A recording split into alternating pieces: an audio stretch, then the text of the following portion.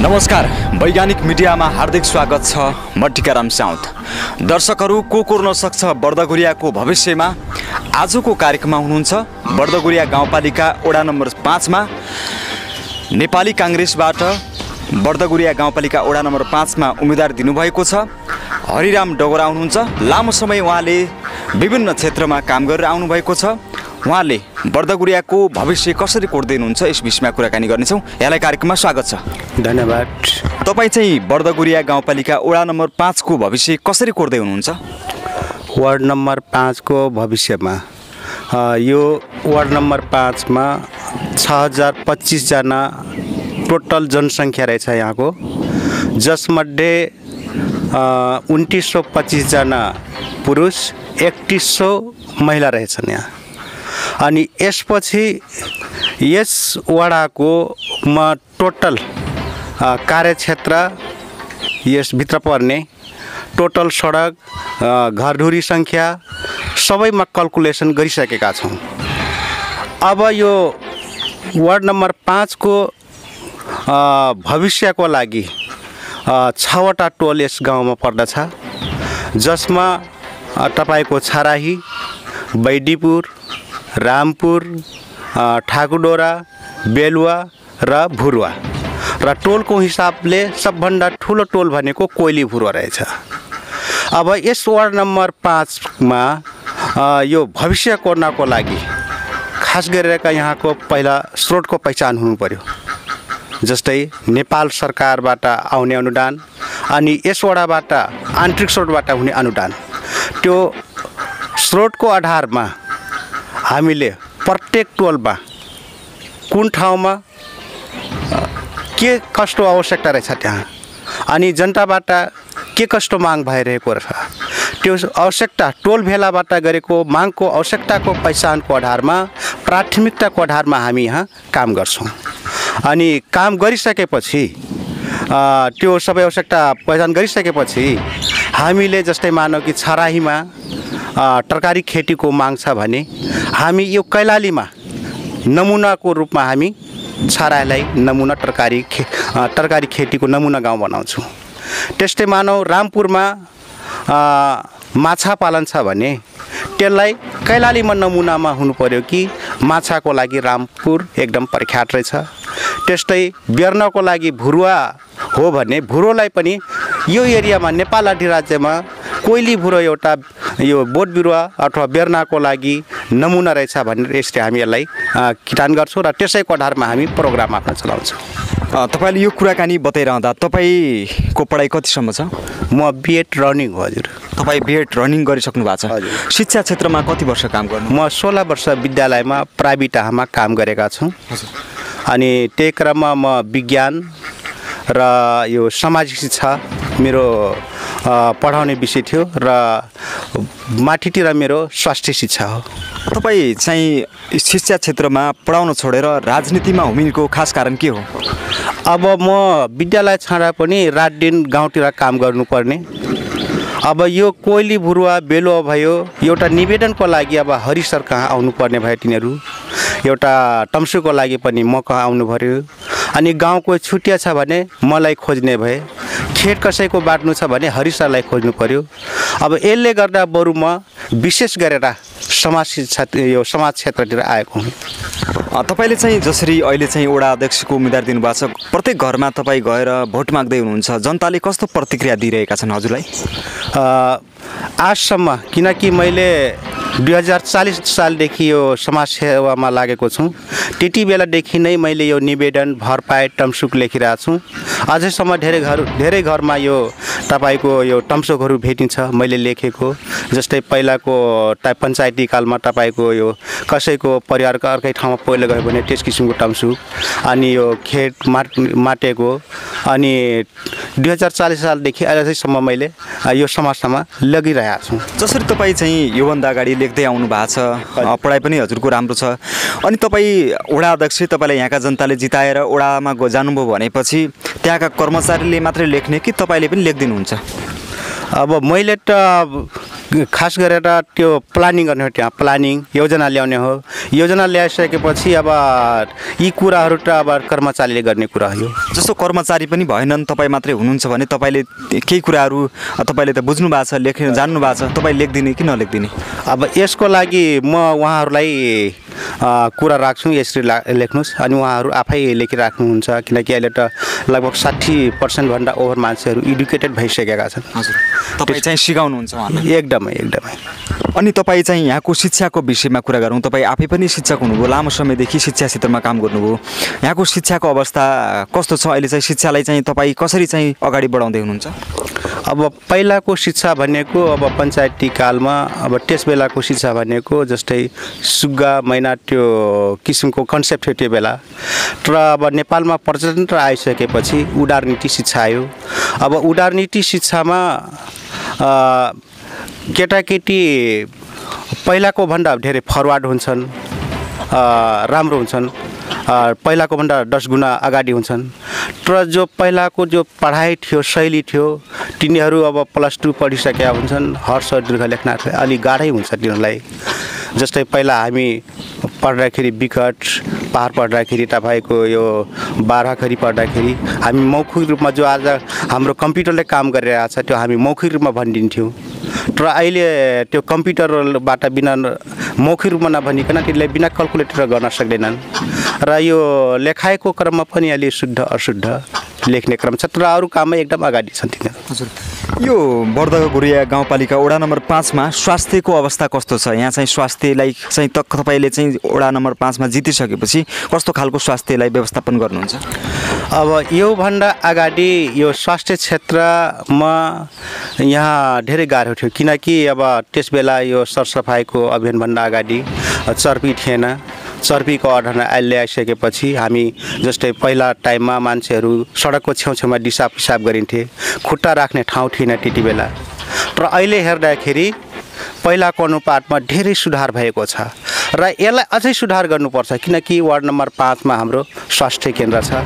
अब यस ठाउँको जनता, यस ठाउँको जो 6025 जना जो जनसङ्ख्या मानिसहरू, जस्तै योभन्दा अगाडि हामी मानौ मावि कोटा तुलसीपुर स्वास्थ्य केन्द्रमा जान्थ्यौँ, अनि मुडामा जान्थ्यौँ। अब त्यहाँ नजानको लागि हामीले यसै ठाउँमा त्यसलाई व्यवस्थापन गर्छौँ र त्यसलाई सञ्चालन गर्छौँ।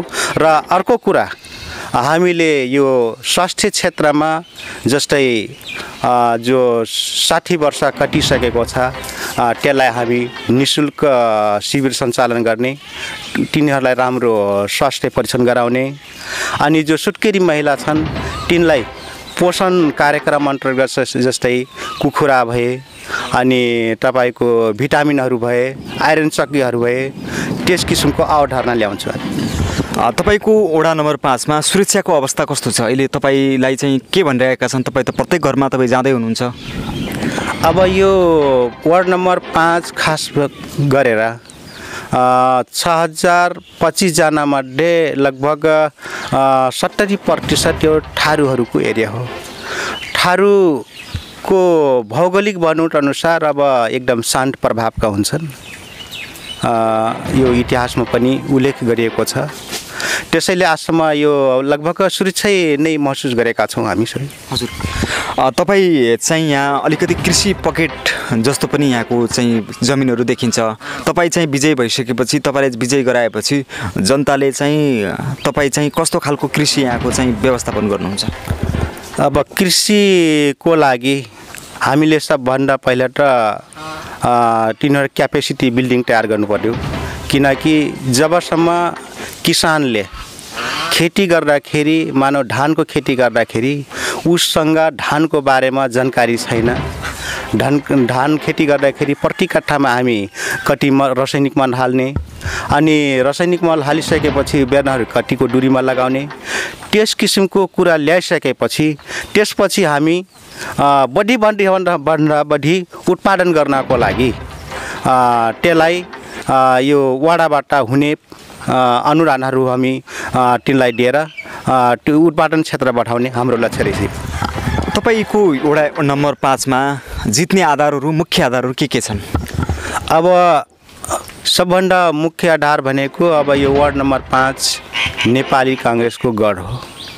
किनकि योभन्दा अगाडि हाम्रो गाउँपालिका अध्यक्ष बलराम डङ्गोराले 1348 मत यसै वडाबाट पाएका थिए र यस वडाको हकमा र यो टोलमा हेर्दाखेरि यो कोइली भुरुवा र आसपासमा जति छन् सब नेपाली काङ्ग्रेसका कार्यकर्ताहरूले काम गरिरहेका छन्। जस्तै म त्यसमध्ये म पनि एउटा हुँ। गाउँमा जुनसुकै मुद्दा पर्दाखेरि हामी त्यहाँ उपस्थित हुन्छौँ, तिनीहरूको कामलाई निराकरण गर्छौँ। अनि कसैको घर छुट्यो भने हामी सबै यो काङ्ग्रेसका कार्यकर्ता त्यहाँ जम्मा हुन्छौँ र त्यसलाई हामी सबै काम गर्छौँ। जति यो गाउँमा आश्रममा भएको छ नेपाली काङ्ग्रेसका कार्यकर्ताले नै गरिरहेका छन्। तपाईको योभन्दा अगाडि पनि वडा अध्यक्षमा काङ्ग्रेसकै हुनुहुन्छ। काङ्ग्रेसबाट जितिसकेपछि उहाँले थुप्रै कामहरू गर्नुभयो होला, केही कामहरू बाँकी पनि होला। उहाँले बाँकी रहेका कामलाई प्राथमिकता दिनुहुन्छ कि दिनुहुन्न तपाईँ? एकदमै। किनकि मैले श्याम कुमारी 2074 सालमा जितिसकेपछि उसको योजनाहरू म यहाँ कोरिसकेका छौँ।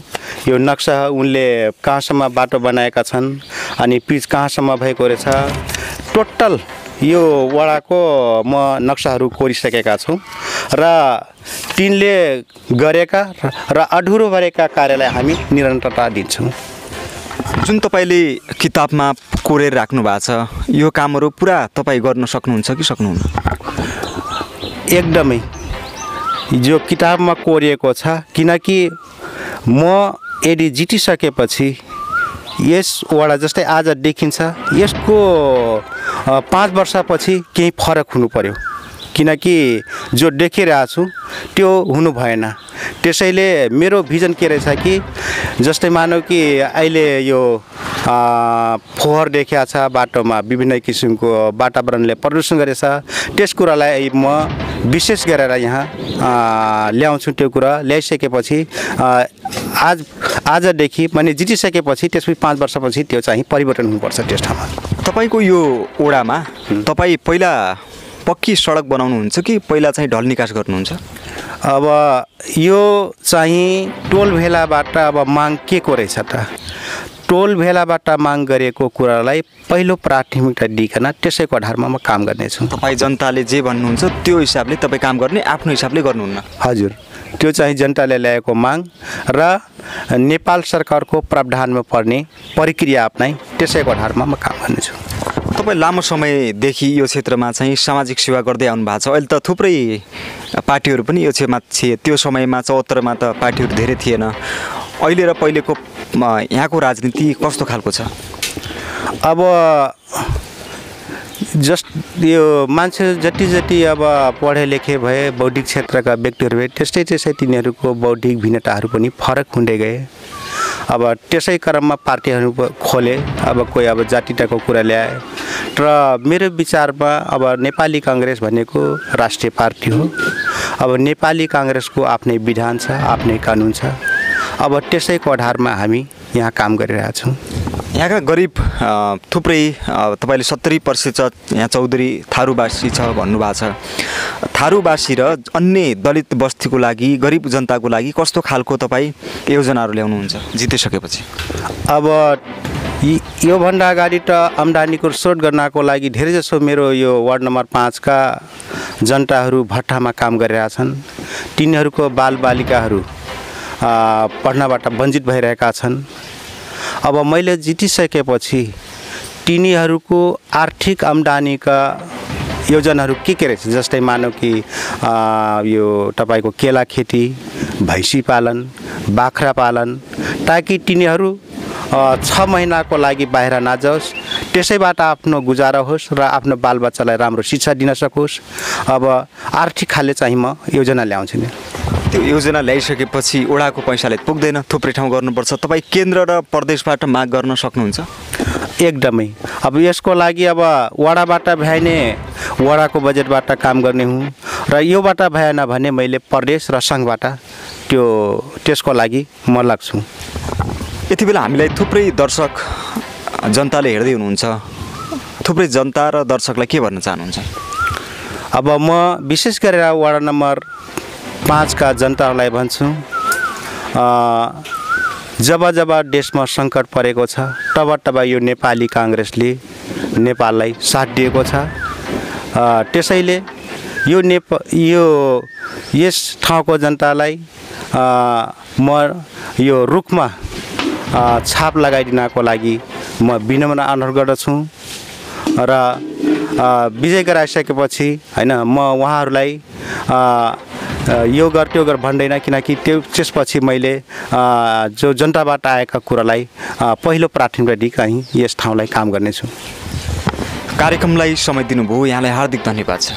धन्यवाद सर, तपाईँलाई पनि धन्यवाद जो मलाई टाइम दिएर 2 शब्द बोल्न दिनुभयो, यसको लागि म तपाईँलाई धेरै धेरै धन्यवाद दिन चाहन्छु। आदरणीय दर्शकबिनहरू, हामीले कुराकानी गऱ्यौँ बर्दगुरिया गाउँपालिका वडा नम्बर 5 मा नेपाली काङ्ग्रेसबाट उम्मेदवार हुनुहुन्छ हरिराम डगोरासँग। अर्का दिन को गर्न सक्छ बर्दगुरियाको भविष्यमा कुराकानी गर्नेछौँ। आजको कार्यक्रमबाट म टिकाराम साउद बिदा हुन्छु। हस्त, नमस्ते।